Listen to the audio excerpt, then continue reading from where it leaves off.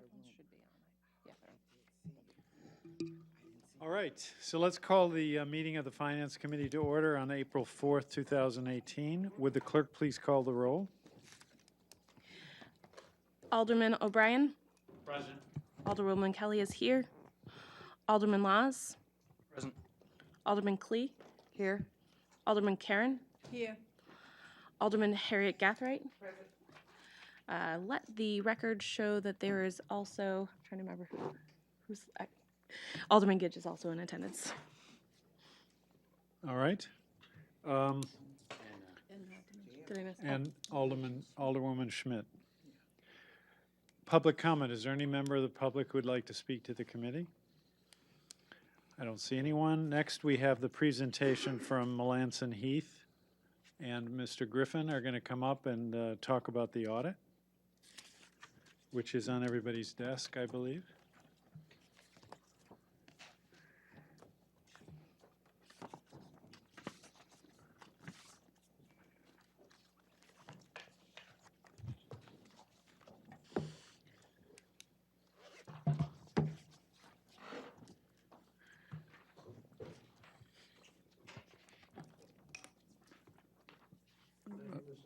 John Griffin, CFO. Here to my right is Scott McIntyre. He's the principal of Melanson Heath, who performs our audit. I would like to say that from my perspective, the audit went very well this year, and I've been here for 8 years, and we've had excellent audits over those past 8 years. My hat's off to the accounting staff on the internal side and all the departments that work very well with our team, as well as Mr. McIntyre's audit management team led by Ed Boyd. So without any further ado, Scott McIntyre. Thank you. Good evening, and thank you very much for the invitation to come in tonight and give a quick walkthrough of our audit of your financial statements, and it's for the year ended June 30, 2017. Mr. Griffin indicated Ed Boyd leads the management team. Ed and I work very closely. He just was feeling a little bit under the weather tonight, and I asked him, I thought it might be best for him not to be out at a public meeting, not feeling well. But he was a very key and integral part of this engagement. It's our objective tonight is to just give you a quick walkthrough of the audit process. I'm going to touch base on your comprehensive annual financial report. It's in excess of 200 pages. It is not our objective to go through, certainly even every other page in that document. What we'd like to do is sort of hit the high points that are in there, and also draw your attention to some places that might be an opportunity to go back to and look at a later point in time to perhaps refresh your memory why certain key account balances may have changed. And there's what we call our governance letter in here, addressed to the mayor and the board of aldermen. It really summarizes some of the next few things that I'm going to talk about, which really is how our audit of your financial statements went. And from our perspective, it went very, very well. And to put that in even the most basic terms that I can think of is to tell you that we found the books and records to be in good working order. Key accounts, key balance sheet accounts, like your cash balances and your bank accounts, tax receivables, long-term debt, accounts payable. We found all of these accounts to be reconciled on a regular and timely basis. And as a result of that, our audit, and as a result of that test work that we did on your account reconciliations, we did not need to propose any significant audit entries as a result of the procedures we performed here in Nashua. That's summarized in what we call the governance letter as a required communication. I sort of, when I talk about the key components of that governance letter, it's informing you of how the audit went and if there were significant audit entries that were needed. And there's some disclosure in there on one of the pages that indicate that no significant audit entries were needed. There's also a disclosure in there that indicates that there were no disagreements between the city and our firm and how to apply generally accepted accounting principles that are really established by the Government Accounting Standards Board. And the last sort of really required communication, again, it's documented in that governance letter, is to speak with the committee about estimates. There certainly are estimates in your comprehensive annual financial report. In our opinion, the two most significant deal with a couple of actuarially determined liabilities. The city's net pension liability and your net OPEB obligation, OPEB being an acronym for the other post-employment benefits. So it's benefits other than pension. Both of those liabilities, and we'll look at those and talk quickly about them. I certainly can answer many questions if there are questions on them about them. But those estimates are those liabilities are estimates, but they're based on actuarial science or standards that are followed by your actuaries in determining what those liabilities are in your financial statements. With that quick overview, if I could get into your comprehensive annual financial report. And the first pages of numbers that I'm going to look at really begins on page 32. But I did want to point out, and it's not, I am going to kind of just touch base on page 16, 17, and 18, only because that is our opinion on your financial statements. Everything else in this document belongs to Nashua. But page 16 and 17 and 18 is our opinion. It goes on for essentially 3 pages, because it tells you the audit standards that we followed and the types of procedures that we did in our test work here in Nashua. And the results of that, it's highlighted under the opinion paragraph, it's on page 17, is that in our opinion, your financial statements are totally in accordance with GAAP, or generally accepted accounting principles, for local governments here in the United States. It's a clean opinion. Technically, it would be called an unmodified opinion, but it's really, it's not anything new, but it really is, in our opinion, one of the highlights of this communication is to be able to report to you that your financial statements are totally in accordance with generally accepted accounting principles here in the United States. Now, following that is management's discussion and analysis, or MD&A, and it goes on from pages 19 all the way over to page 31. This is what I was referring to earlier as a great resource to go back to at a later point in time to perhaps recall why certain key account balances may have changed. I can certainly take any questions that the committee may have on that. That takes us to page 32. Before I start talking about this page, I would want to take the opportunity to remind the committee that there are essentially two perspectives in here. You have a long-term perspective financial statement and a more short-term perspective. And the pages that we're looking at here, page 32 in the operating statement on a long-term perspective is 33 and 34. These are the long-term perspective financial statements. We're going to get to the general fund in a minute. So when I talk about this page, the primary focus that I'd like to remind the committee about is a couple of the liabilities that I said were estimates, the net pension liability and the net OPEB liability. They're present on this long-term basis balance sheet. They're really not going to be present on the general fund balance sheet, which we'll get to in a minute. So again, on page 32, the focus on this page is in that first column of numbers, and probably about 2/3 of the way down the page in the non-current liability section, you see a net pension liability with the state of New Hampshire. That's the New Hampshire retirement system. And you see a $267 million liability on Nashua's your financial statements, because that is your proportional share of the unfunded liability at the New Hampshire retirement system, retirement system. I wanted to point this out. It's obviously a significant account balance. It goes back a couple of fiscal years to 2015, when the accounting standards changed and brought this liability on. Previously, it was probably disclosed on or around page 100. It was kind of buried in the footnotes of your financial statements. But a few years ago, the accounting standards changed, and essentially what happened is they didn't look at it as a unfunded liability of the system. They looked at it as an unfunded liability of the underlying employers.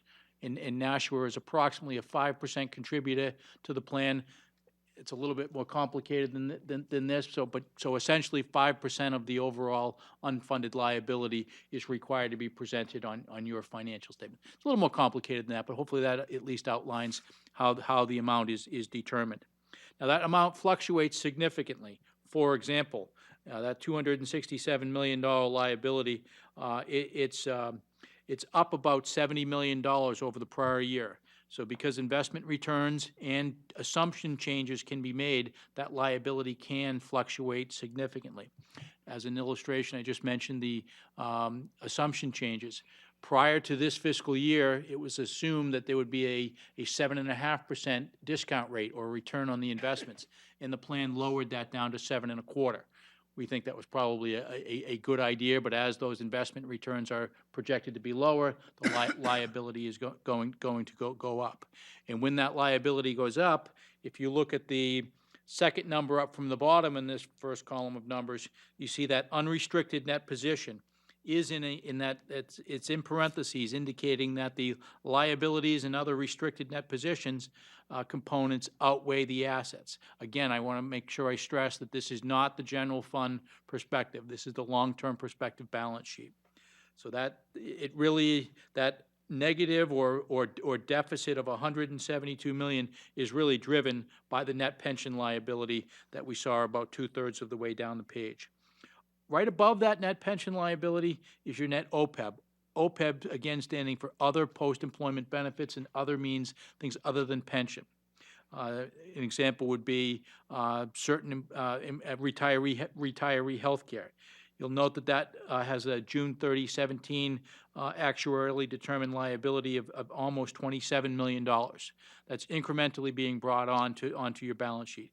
There are going to be some changes with respect to how that is reported effective June 30, 18, but I did want to point out that liability as well. Now, over to the general fund, which really is on page 35, and it really represents it really is the first place that most readers of your financial statements are going to turn to. The net pension liability and the OPEB, that gathers a lot of attention, but really most readers, in some respects, rating agencies and financial institutions as well, are really going to focus on the short-term perspective or the city's general fund, which is the first column of numbers on page 35. When I say a short-term perspective, the basis of accounting for your general fund balance sheet here, technically it's called the modified accrual basis, but it's really much more similar to a cash basis. There's some differences that are outlined in the footnotes, and I can speak to them, but it's very similar to a cash basis balance sheet. And again, on page 35, the focus here on the short-term perspective is on your unassigned fund balance, which is the third number up from the bottom on that first column of numbers on page 35. And as of June 30, 2017, it had an account balance of almost $339,000. It's virtually unchanged from the prior year. It was literally just over 28 million in the prior year. So it's virtually unchanged, showing a nice stability in that key account balance. There's not a lot of fluctuation. And it also represents about 10.8% of your expenditures. Now, the city does have a fund balance policy which requires a minimum of that 10% for liquidity purposes, for cash flow funding and things like that. So you closed June 30, 2017, just slightly above that minimum level, and certainly the $28 million in that unassigned fund balance represents a solid general fund balance sheet as of June 30, 2017. There are a couple of other accounts I would want to point out on this page. Right above the unassigned balances, you have an assigned fund balance of slightly more than $13 million. The majority of that represents fund balance that the city is using towards its fiscal year 18 budget. And above that, you have the committed fund balance of about $8.7 million. There's really, that includes essentially two things: some escrowed funds and your capital reserve funds. They may be tracked separately in the city's general ledger outside the general fund, but for formal reporting purposes, your capital reserve funds are combined with your general fund and shown as committed fund balance. So again, on page 35, the first place that almost all readers are going to turn to and look at is that unassigned fund balance. Again, the $28.3 million is virtually unchanged from the prior year, represents a solid balance sheet, and that 28.3 represents approximately 10.8%, is 10.8% of your general fund expenditures, which is a little bit more than the fund balance policy level requires. Over on page 37, you see, again, this is the general fund. I'll call it the operating statement, that first column of numbers on page 37. The key number here is also the third number up from the bottom. Again, page 37 shows a positive $2.6 million. Very simply, inflows of revenues exceeded the outflows of expenditures by about $2.6 million. Now, to understand the why of how that happened, really the best place to focus on is over our 2 more pages into the document on page 39, which represents your general fund budget and actual statement. This isn't going to tie out exactly to the number we saw on page 37, but it is going to get pretty close, and the difference represents timing issues that are all disclosed in the footnotes to your financial statements. Again, page 39, your general fund budget and actual comparative schedule. The column on the right, the variance with the final budget, shows some positives and negative variances. About halfway down the page, you see total revenues and other sources with a positive balance of $5.3 million. Essentially means your revenue collections exceeded the budget by 5.3, the majority of that in the auto permits category. That 5.3 is very consistent with the prior year as well. About 2/3 of the way down the page, you see total expenditures and other uses of about $1.4 million, fairly consistent amongst the general government, public safety, those types of categories. But overall, that $1.4 million in unspent appropriations, that's significantly higher than the prior year. In the prior year, that number was $42,000, and for FY17, it jumped up to about $1.4 million. Now, collectively, those two add up to the number in the lower right-hand corner of about $6.7 or $6.8 million. But on my copy here, right above that 6.7, I have the use of unassigned fund balance of $3.6 million highlighted, and that's because for fiscal year 17, the city chose to use that $3.6 million from its fund balance and apply it towards the FY17 operating budget. So it really is if you planned on the outflows of resources exceeding the inflows by that $3.6 million. So on this page, to sort of tie it back in a little bit with your operating page, which was page 37, if one takes that $6.8 million and subtracts the use of your unassigned fund balance of 3.6, you get a total of about 3.1 million in positive operating results, which is a lot closer to the 2.7 that you have on page 37. The footnotes to this, and the reason for the difference is really represents the timing of when encumbrances are actually dispersed and when escrows are actually dispersed. They are considered the equivalent of an expenditure on page 39, but not on page 37. And there's all sorts of note disclosures in your footnotes that tie those things together.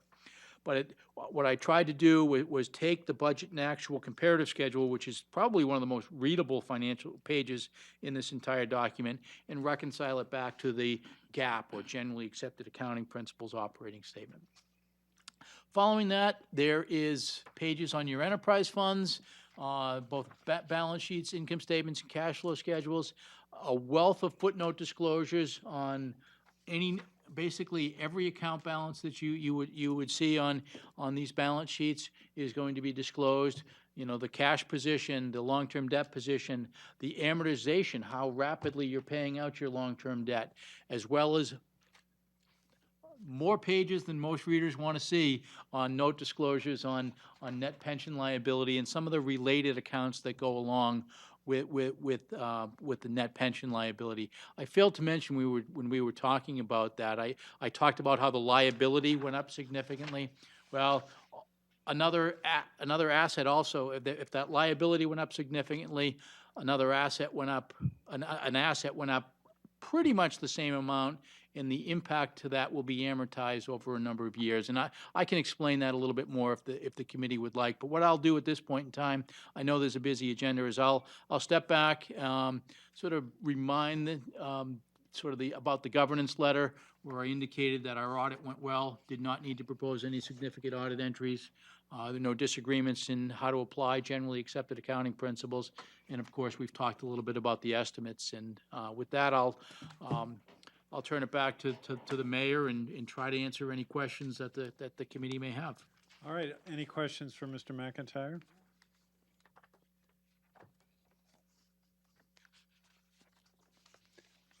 Alderman Laws.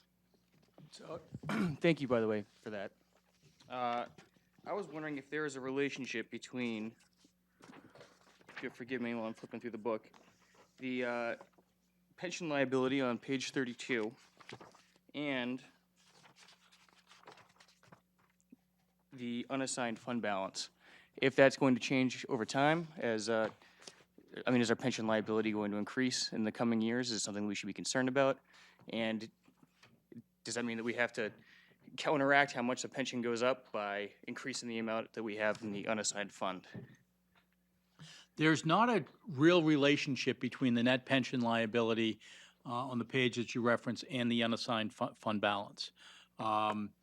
It's no surprise that pension costs have increased in the state, and that's because there is a funding schedule. I believe it goes out to 2039, that's when this plan is scheduled to be fully funded. But there really isn't a link between the net pension liability and unassigned fund balance. Okay.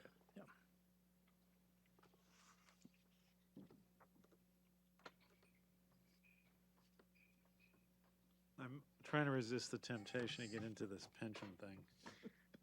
I have a question. Yes. Alderwoman Harriet Gathright. You use the terminology significant. Can you kind of explain to me what would make something significant? Great question. In general, it would be, a material amount that would, and by that it would mean that it would really, in our judgment, it could affect how someone interprets these statements. If there was, a $10,000 reclassification, and I don't believe that there was, but if we needed to propose an entry that had the city moves a $10,000 accounts payable from one fund to the other, when you look at this report, that's probably, I would view that as an insignificant entry, because for the most part, it's reclassification. But also, it probably isn't going to impact how these statements are viewed by most readers. Does that help?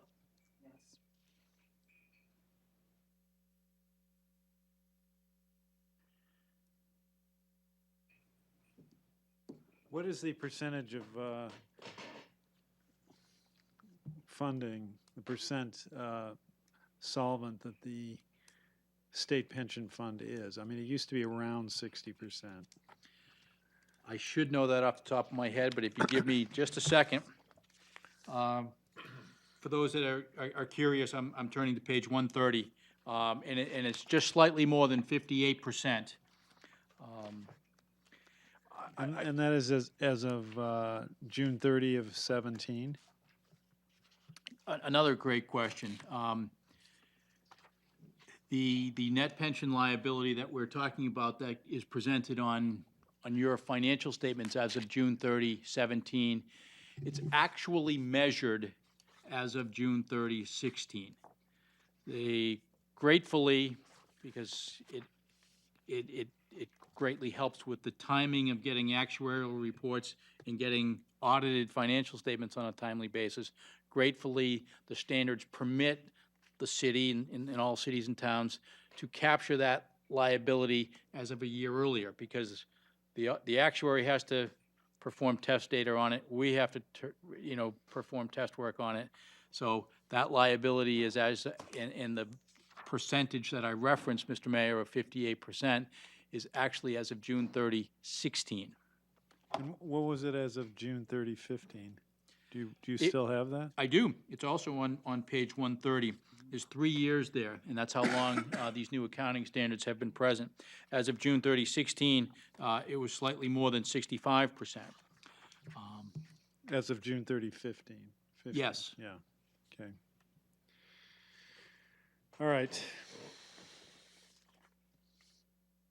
It's a little depressing. May I, sir? Yes. I recognize that, and I've kind of become a little used to it. I made some notes in preparing. I want to make sure I put it in perspective. It's not as if Nashua certainly isn't the only one with that liability.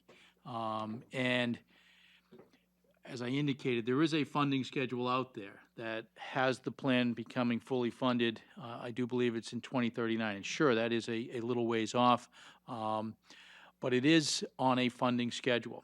The other way, the other point I like to make to perhaps put it in context, I indicated that before, a couple of years ago, when these new accounting standards came into place, I think I said it was probably buried in the disclosure somewhere around page 100. Rating agencies and financial institutions knew where to go find that buried on page 100. So they have always known that Nashua and the cities and towns in New Hampshire and across the country had this pension liability.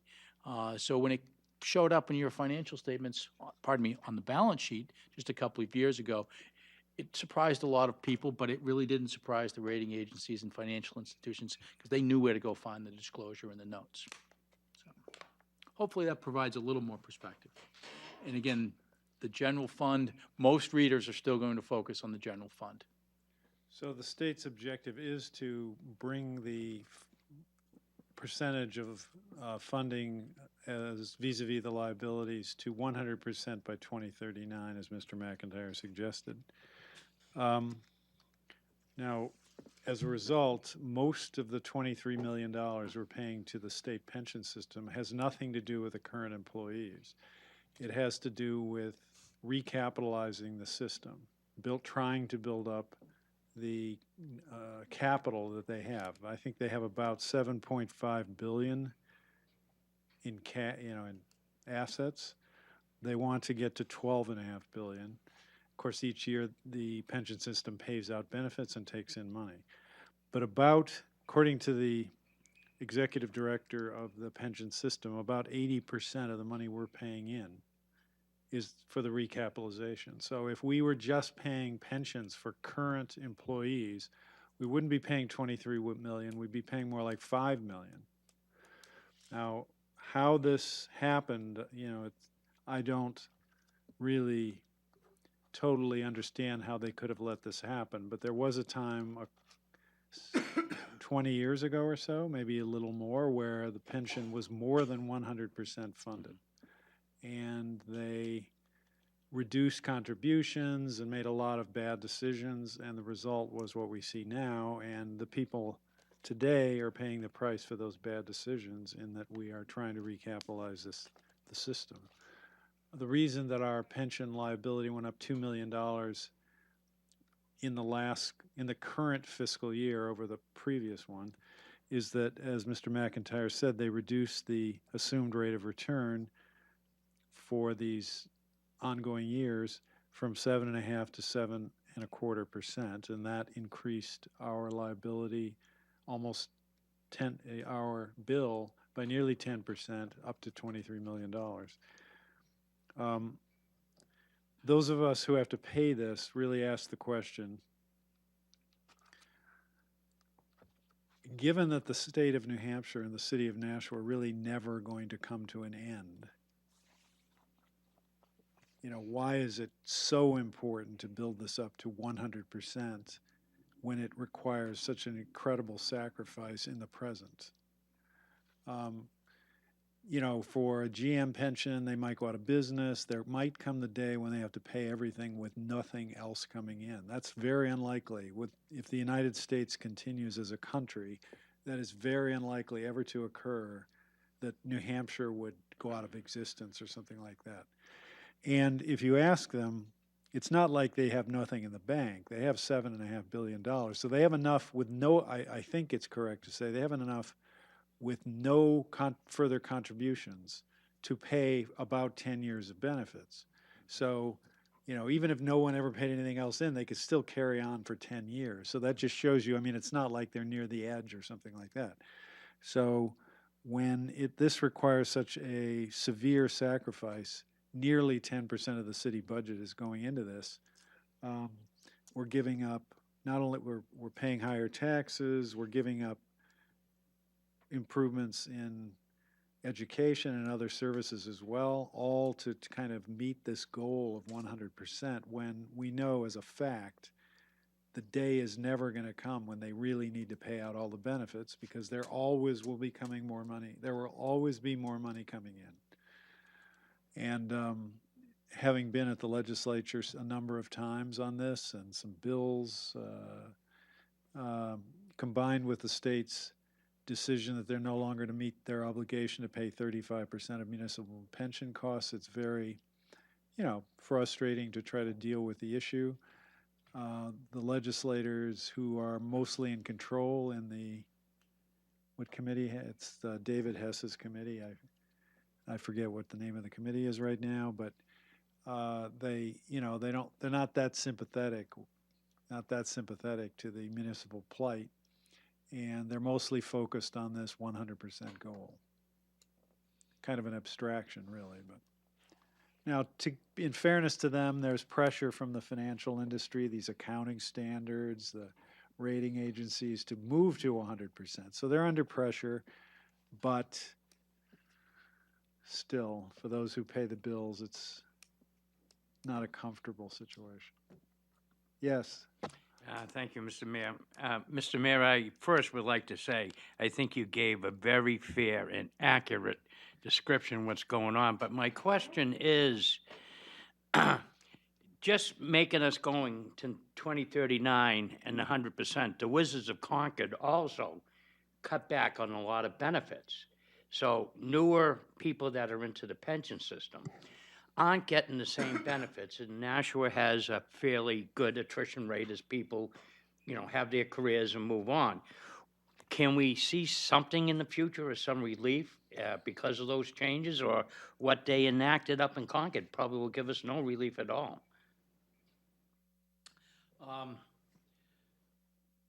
That's a tough question for me to answer. One of the reasons that, and I can see, Mr. Alderman, you're on page 130, that for the fluctuation for June 30, 16, where the percent being funded is down to 58%, is remembering that that's measured as of June 30, 16.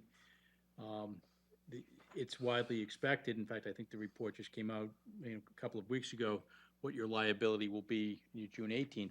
I suspect, given investment returns, that percentage comes back up again. But it's really not, as the independent auditor, to opine on, whether or not your financial statements are in accordance with generally accepted accounting principles. Right. I usually stay away from, thank you, you look like you might be in agreement with, Yes. with me being okay with really No, I not- think I understand, sir. Thank you. Mhm. And yeah, they did reduce there's a 2-tier benefit program for city employees, particularly in Group 2. People after a certain date, 2010 or something around then, Right. have to, they do not have the same level of pension benefits as those who are already in the system. If I may, Mr. Mayor, to me, it's a dangerous situation where eventually you're going to be that last person receiving the old style benefit, and then you have a whole bunch of people that are, were basically had a lot taken away from them. And it's going to be difficult as goes on in the future.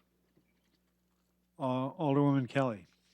Yes, I was wondering if you could just go over quickly on page 38 where you talked about the issue of bonds and then also the repayment. How are we doing as a city? How do we compare to other cities? On page 38, ma'am? Correct. Oh, okay.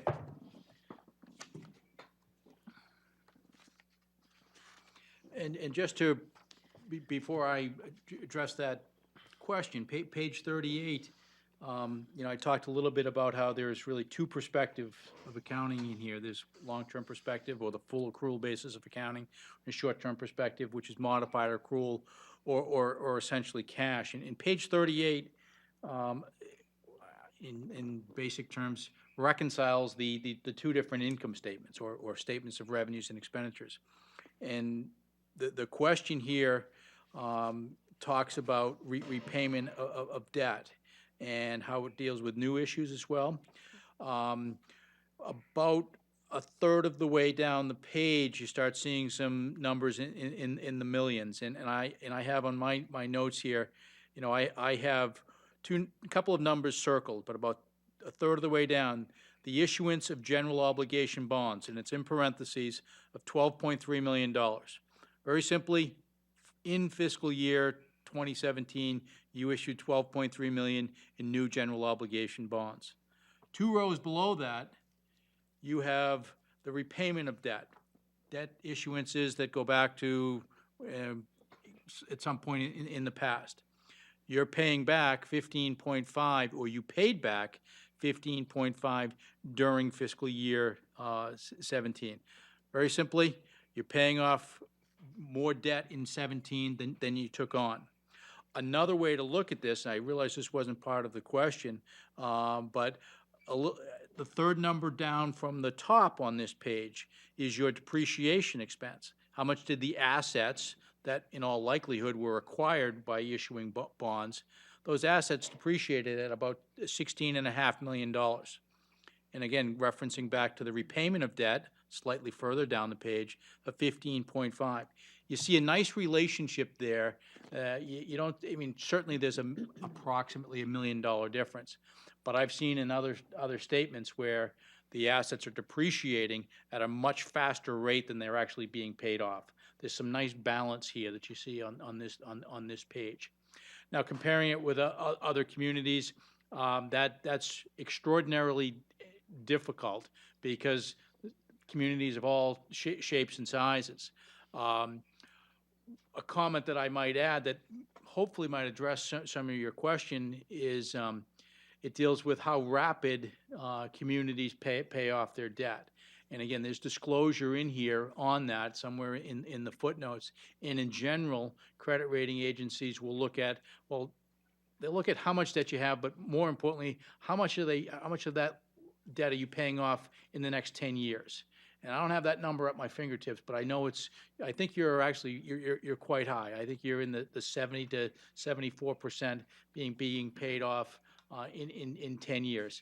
And that, I think, would be viewed as, from a credit rating agency standpoint, as a rapid payout of your long-term bonds payable. Thank you very much. Any other questions? Alderwoman Clee. Take my question, and I'm not sure if you can answer this, but going back to page 130, when we were talking about the 100% funding of the pension plan and so on, I know the state wants to do 100%. I know it's for whatever the reasons are, for good credit rating and so on. But what would be common for most businesses or municipalities, states? There's got to be, is it like an 85%, 90%? What would be good practice? They really run the gamut. For example, I'm not trying to avoid your question. You know, in New Hampshire, virtually all are involved in the one state system, and you see the numbers on page 130. Our firm does some work in Massachusetts where probably a third of the communities have their own pension plan. And some work in Vermont where they have their own plans. And a lot of it, quite frankly, depends upon the demographics of certain communities. Some of those plans in Massachusetts are 88 to 94% funded. I actually have one that is scheduled to be fully funded in about three years. There are other plans that we audit, you know, with some of our Massachusetts communities that are below the percentage that you see on page 130. There really is a wide variation. The city does operate a single pension fund for public works. Public works employees are the only employees in Nashua that are not in the state system. And we have a pension board. The last I learned, it's in the mid-80s.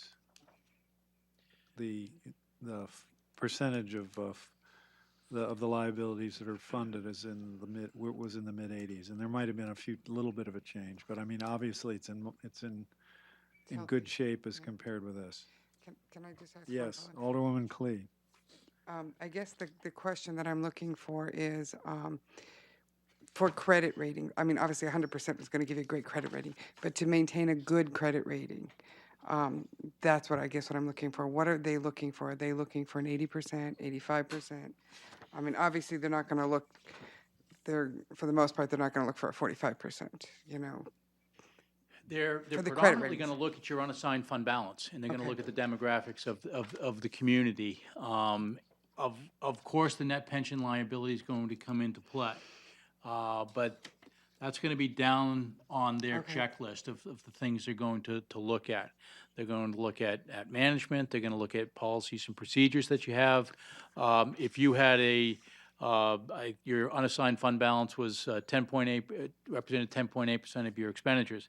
If that was fluctuating greatly, up one year, way down the next, back up a little bit, those things probably, even if it was 1 year, got up to almost 11%, but in the past it fluctuated tremendously, that probably would not be viewed favorably.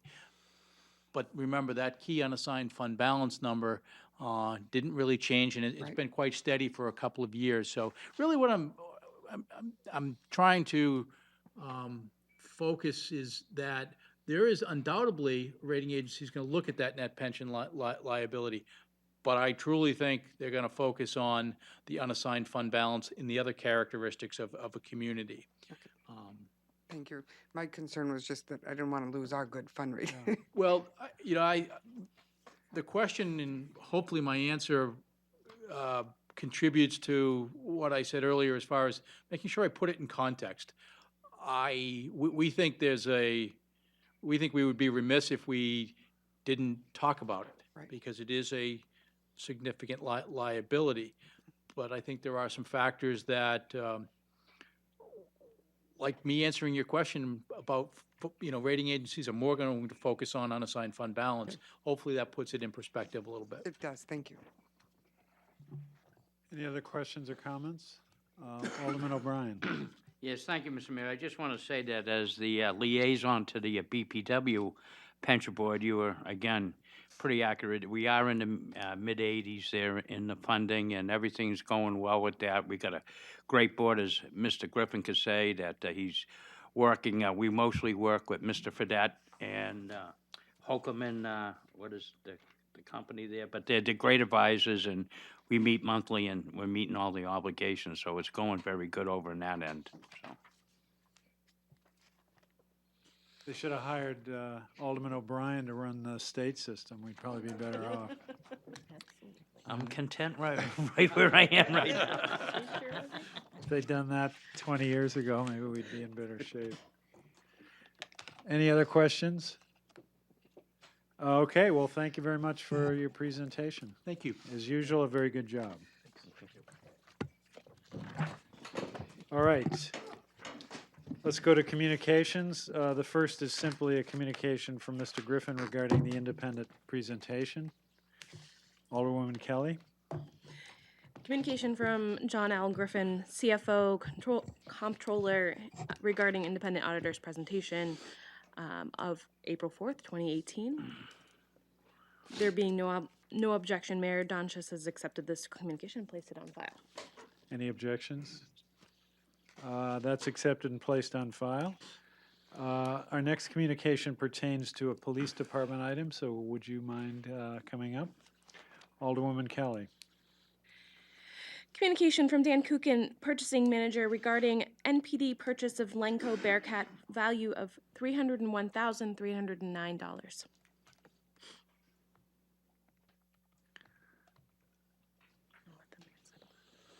And it would be helpful if you would introduce yourselves to the committee and then just tell us a little bit about what this purchase is. Sure. Because it, Good evening, Mr. Mayor. My name is Eric Nordengren. I'm a captain with the Nashville Police Department. So this purchase is to replace our current Bearcat. Our current Bearcat is a 2003 vehicle. Was the 6th ever produced. It's the first actually in New Hampshire. And with any type of mechanical or any type of vehicle, we're starting to experience ongoing mechanical issues with it. And being the purpose that is intended for, it obviously is becoming an issue as far as the reliability. We need that vehicle to be reliable, obviously, at all times for the nature of what it's going to be asked to do. Responding to critical incidents, any type of problem that's going on in the city that requires a strong police presence or a SWAT team response.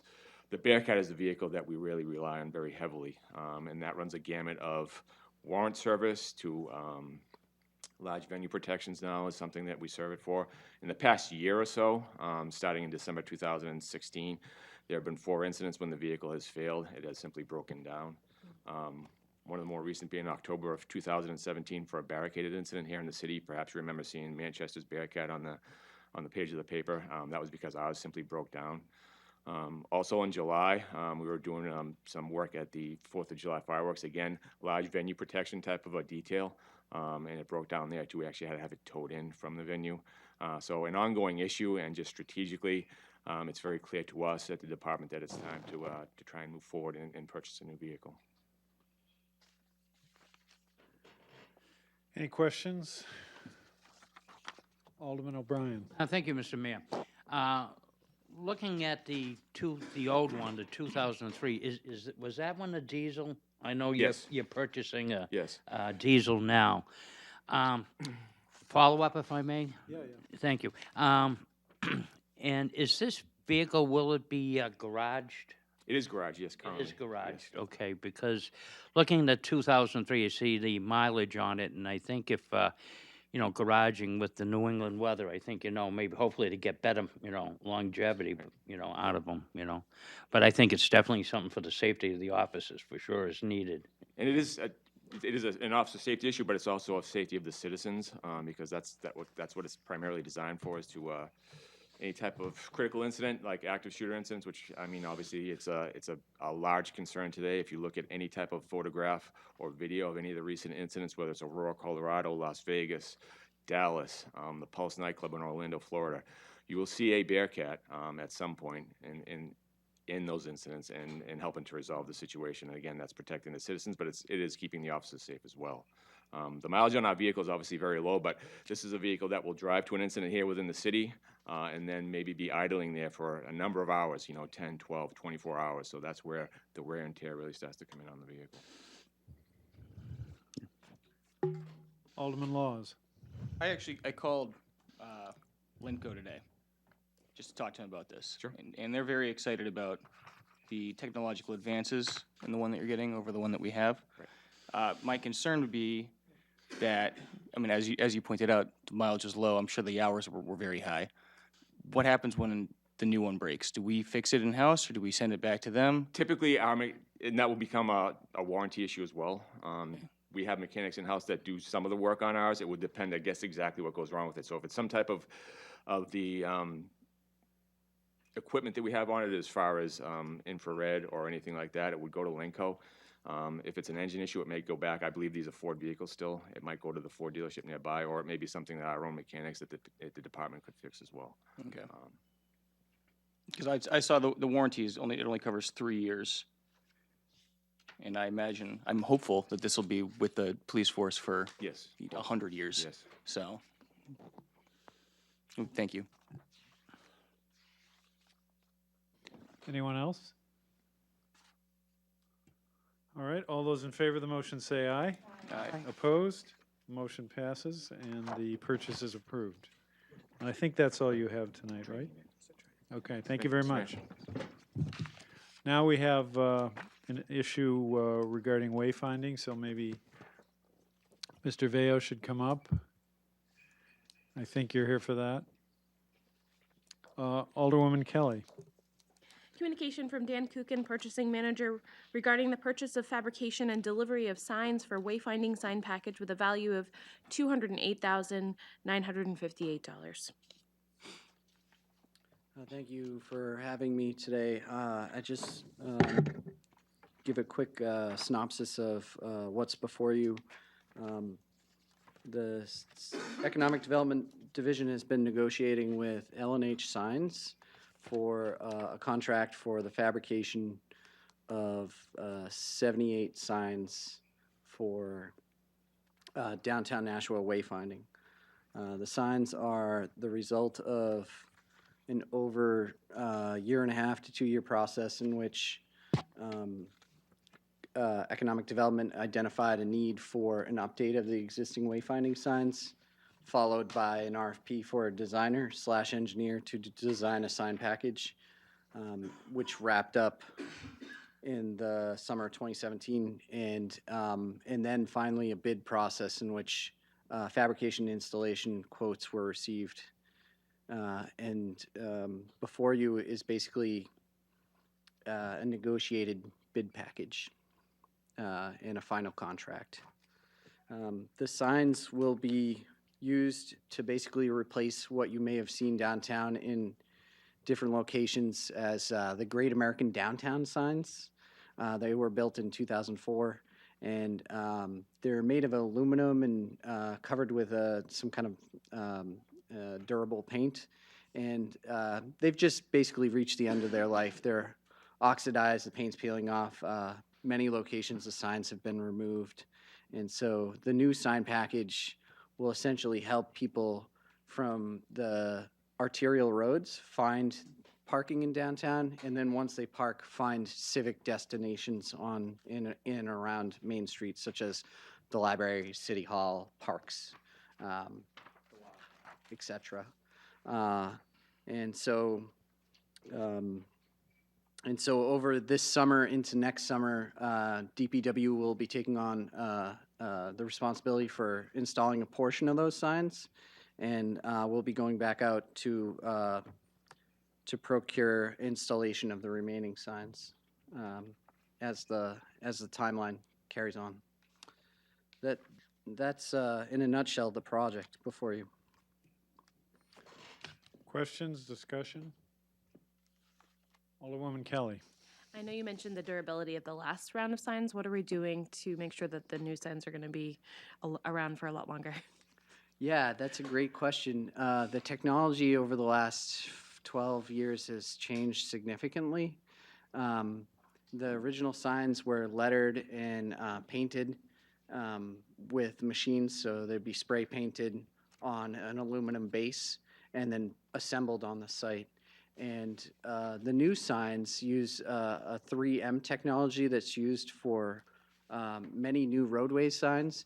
It's basically a highly reflective geometric sheet of vinyl that is sticky on the back, and it gets mounted onto a sheet of aluminum. And the front side of it receives paint or ink from like an inkjet printer kind of style machine that's very wide and can print very large signs. And so what will happen is the fabricator will print out the sign package based on the design package that was put together by Greenman Peterson, and they will mount them to aluminum sheets and then pair them up with the appropriate pole type to mount it to the ground once they are shipped to Nashua. And so something that's kind of cool and unique about the signs today that didn't exist in the old signs is that when a car is driving towards it at night or after twilight, the sign will emblazon. It will light up from the reflectivity of the material, which is really pretty unique. Yeah. Can I follow up? Yes. You seem to know a lot about it. It excites you, the signs. Do we have a life expectancy? Do you know how long they're typically will last with this new technology? Yeah, I wouldn't expect a life. So what happens over time with the ink is that it color fades. And so some of the signs that face south will color fade faster than the signs that face north. But the underlying equipment, the black painted poles, will be of a similar quality as to the poles in streetlights that were installed on Main Street. And so they're a pretty high quality product, and they should be durable for many years, decades. And then the aluminum sheet sign, if some of them fade over time, replacement of the sheet and the panel itself, separate from the pole and the installation, would be a much smaller project. And so one of the benefits of the sign package is that over time we have the flexibility to update signs if we want to for very limited financial and labor impact. So, if I had to guess, another 12 years for the 3M part of the sign. The poles should last longer, and if we want to update a sign because, say, we built a new performing venue on Main Street, we'd be able to update some of the signs. Thank you. Alderman O'Brien. Thank you. I'm looking at some of the artwork. I think you did a wonderful job. I see it's quite contrast from what we have right now. So it's going to be basically block or, well, white lettering on a black face. So it will pronounce itself to really hit what we want the people to respond to. And then I do like the logo with the cityscape and everything. So I think it was, you did a good job in designing them. I can't take any credit for that. Greenman Peterson did a great job shepherding the process and gathering input from a steering group that really oversaw the design process. Okay. Yeah. Alderwoman Cleve. Yeah, they look gorgeous. The one complaint that I get most from people that come downtown is they don't see the parking signs of where it is. And I see that we've got this big, large Nashville with a big P on it and so on. Are those going to be replacing the current parking signs that we have in the downtown area? Yeah, so the sign family breaks down in a couple different ways and exists physically in downtown in a way that the signs don't exist today. And that is basically, we see the gateway signs. If you get off at any of the highway exits, you see the Great American Downtown sign. Those will get replaced, and they'll have this motif of artwork. But as you make your way into downtown, there'll be additional signs to point you to additional parking resources, the blue P being an example. And there's something called a trailblazer too. So if there's a long distance, like say you're on the Broad Street Parkway, you get off at exit 6, you see a welcome to downtown Nashua sign, and then say you're a mile down the Broad Street Parkway and you're feeling like maybe you're on the wrong road, there's a sign that's there that says, continue forward. And so it's really meant and designed by Greenman Peterson to meet standards of roadway identification until you get to the garage. And so I think in this specific package, if you look at Exhibit B, there's a quantity of roadway trailblazing, parking trailblazer signs. And so those will be located throughout the downtown area to help people find the many parking resources that we have in downtown. Great, thank you. Anyone else? Alderman Laws.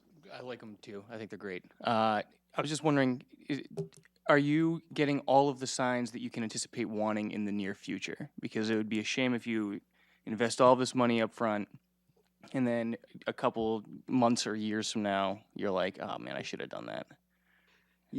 That's a great point. From the get-go with this design package, there was an anticipation of potentially reconfiguration of roads in the future or destinations that might arise that don't exist today.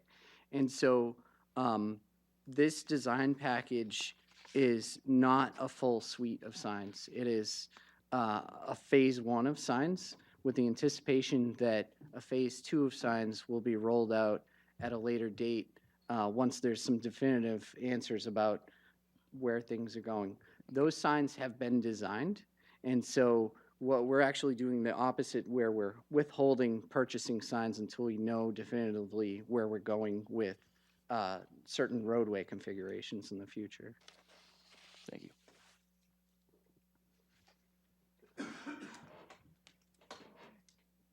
I don't see anybody's hand up. All right, all those in favor of the motion say aye. Aye. Opposed? The motion passes and the purchase is approved. Thank you for Thank you your very time. much. What? What?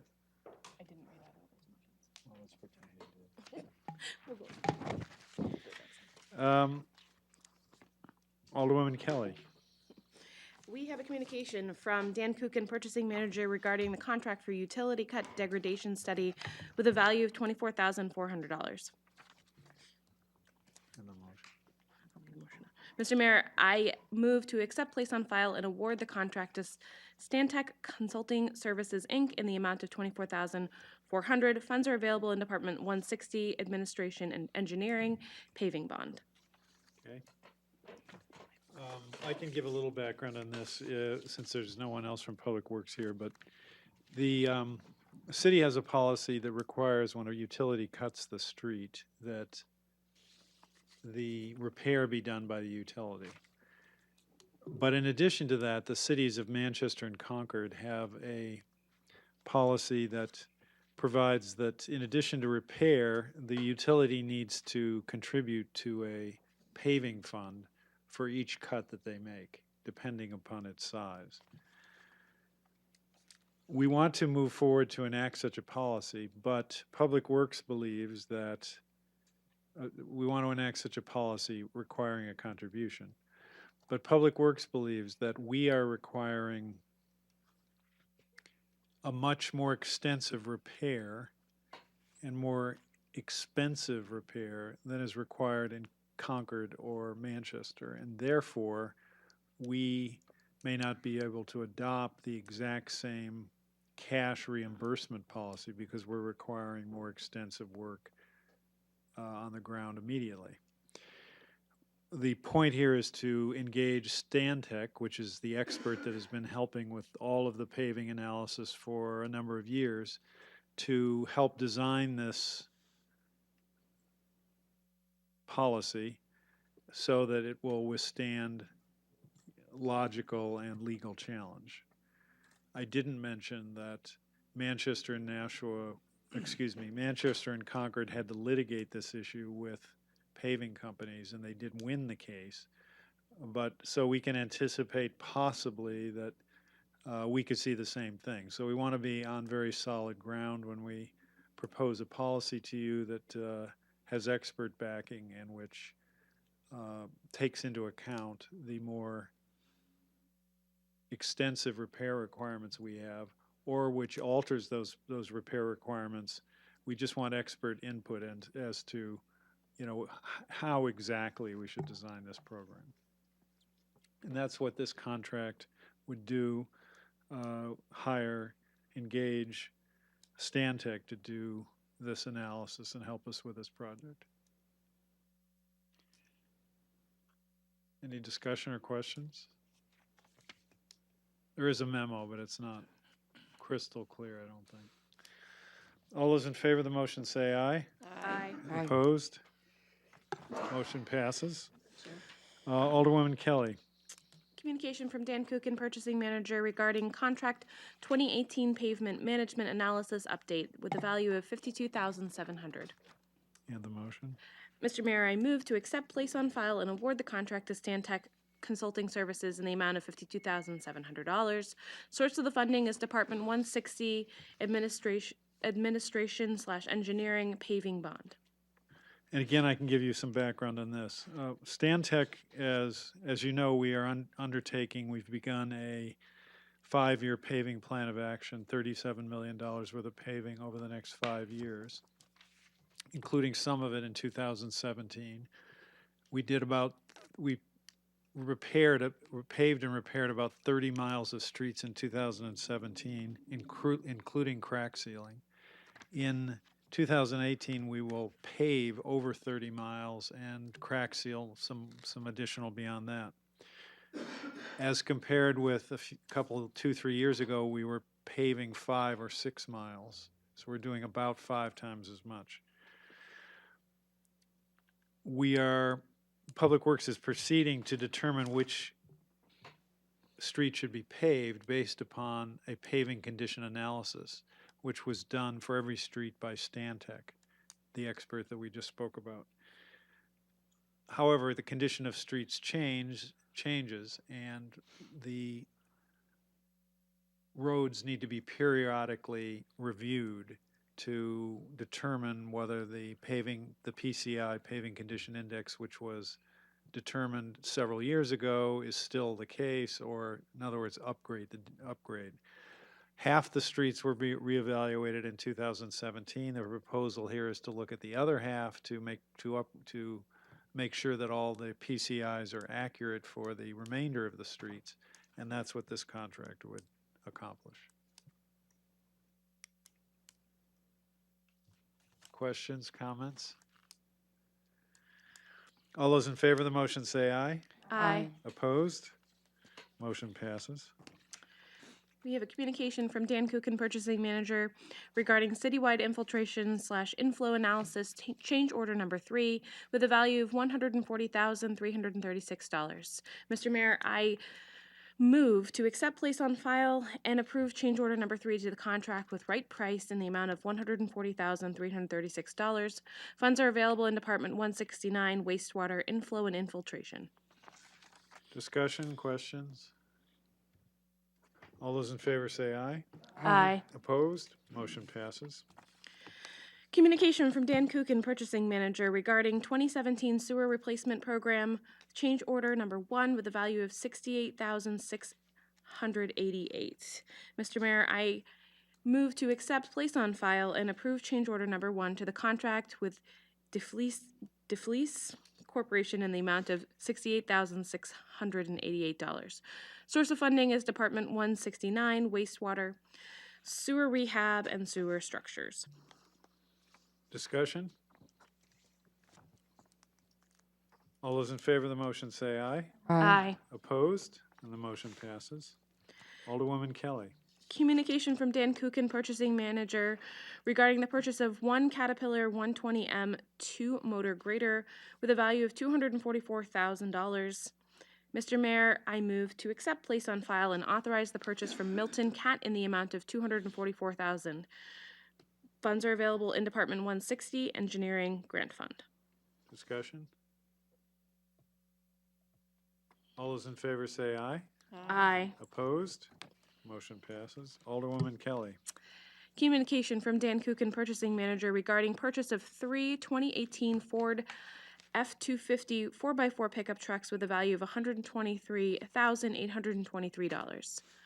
Mr. Mayor, I move to accept, place on file, and authorize the purchase from MHQ in the amount of $123,823. Source of funding is Department 161, Street Department, SURF. Discussion? Mr. Mayor. Alderman O'Brien. Thank you, Mr. Mayor. To Mr. Coogan, I didn't really pore over this 100%, but are they gonna come with plow attachments? Or does that already exist? They're gonna put the old attachment on it? 2 of them have the new V-plow setup, Okay, and one's just a standard pickup. good, okay, thank you. Alderwoman Kelly, or excuse me, Karen, sorry. Alderwoman Karen. Alderwoman June Karen. Thank you, Mayor.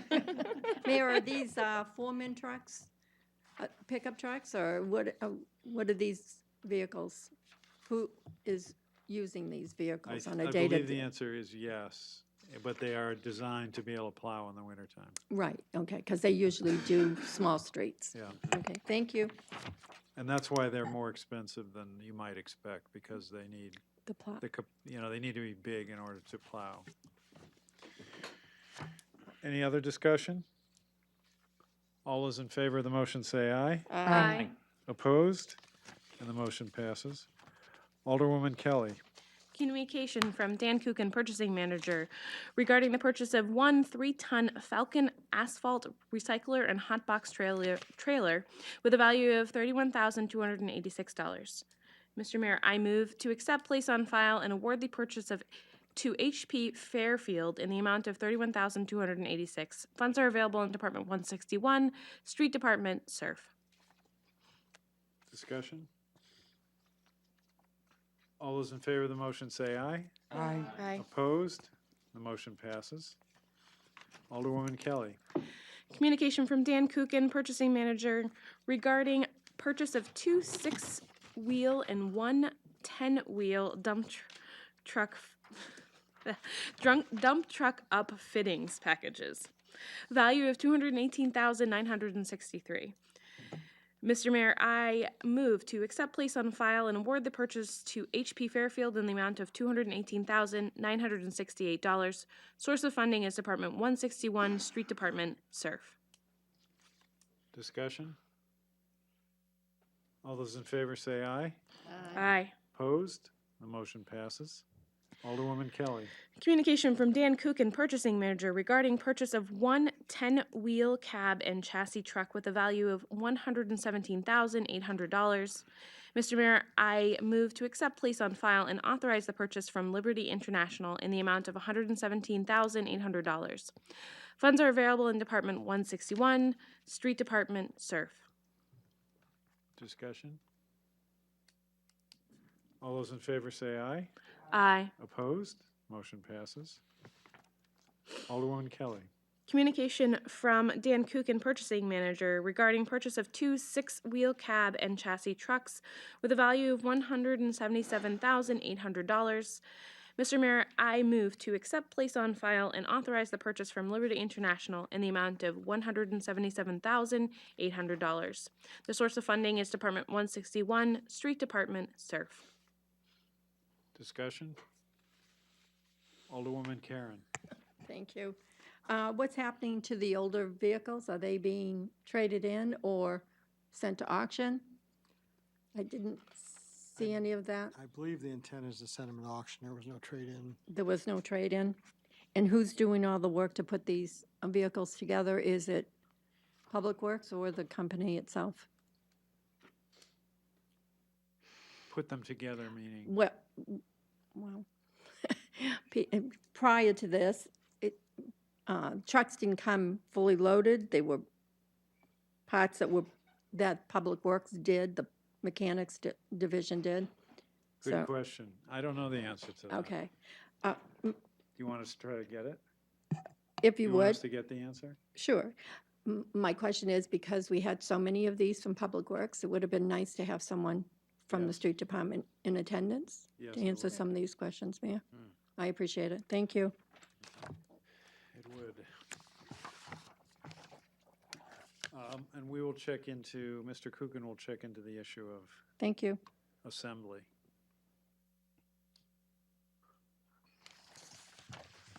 Did we vote on that yet?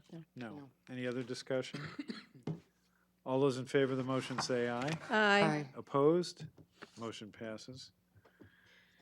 Alderwoman Kelly. Communication from Dan Kuchen, Purchasing Manager, regarding digester cleaning project, change order number 3, with a value not to exceed $95,000.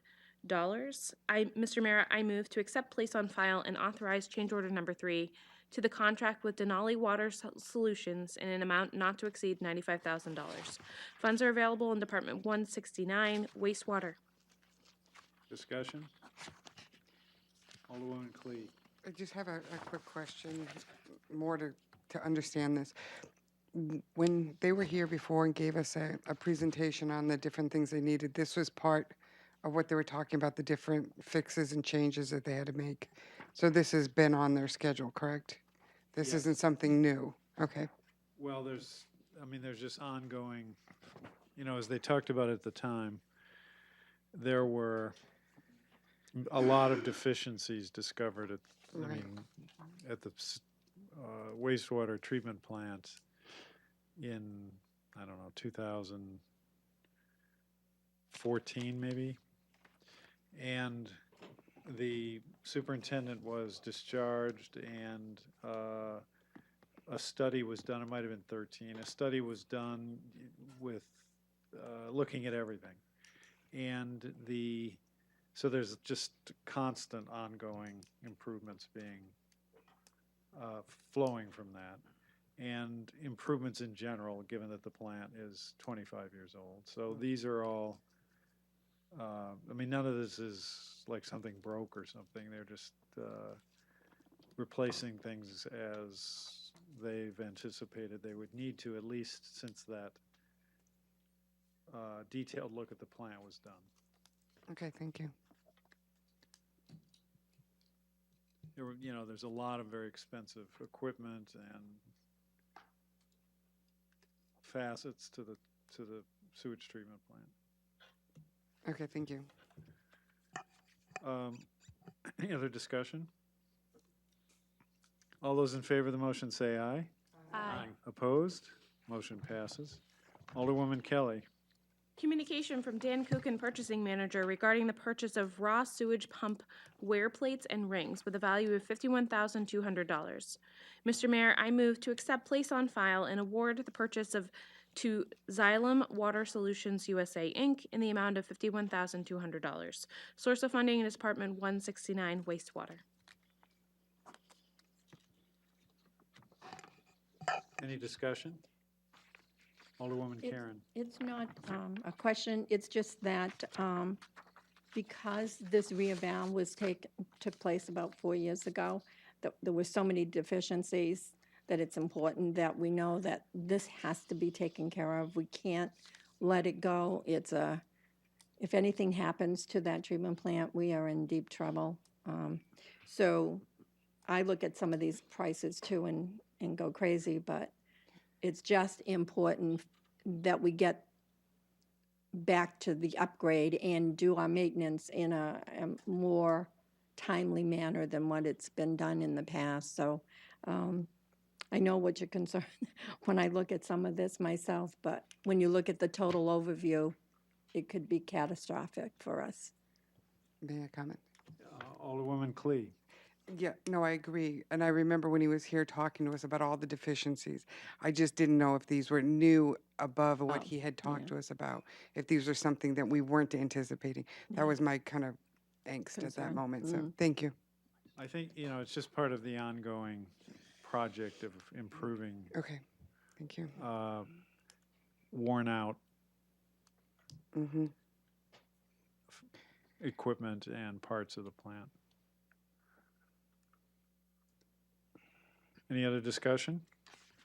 All those in favor of the motion say aye. Aye. Opposed, and the motion passes. Unfinished business, none. New business, none. Discussion. Do any members of the committee or anyone else have any issues they'd like to discuss? Record of expenditures. Alderwoman Kelly. Mr. Mayor, I move that the Finance Committee has complied with the city charter and ordinances pertaining to the record of expenditures for the periods from March 16th, 2018 to March 29th, 2018. Discussion. All those in favor of the motion say aye. Aye. Opposed? Motion passes. Public comment. Anyone from the public wish to speak? I don't see anyone coming forward. We now have a non-public session with Corporation Counsel to discuss a legal matter. Is there a motion on that score? Mr. Mayor, I move that the Finance Committee go into non-public session by roll call pursuant to RSA 91A 2E to consider pending litigation filed against the city. And you need to call the roll on that? Well, first, is there any discussion? If not, would the clerk please call the roll? Alderman O'Brien. Aye. Alderman Kelly. Yes. Alderman Laws. Or yes, sorry. Alderman Clee. Yes. Alderman Karen. Yes. Alderman Harriet Gathright. Yes. We have seven You should yeses. ask me, yeah, Oh, technically. Mr. Mayor? Yes. Sorry. We have All right, so we're going to go into 8 yeses. non-public session. Please clear the chamber, and Attorney Leonard is here to talk to us about this case.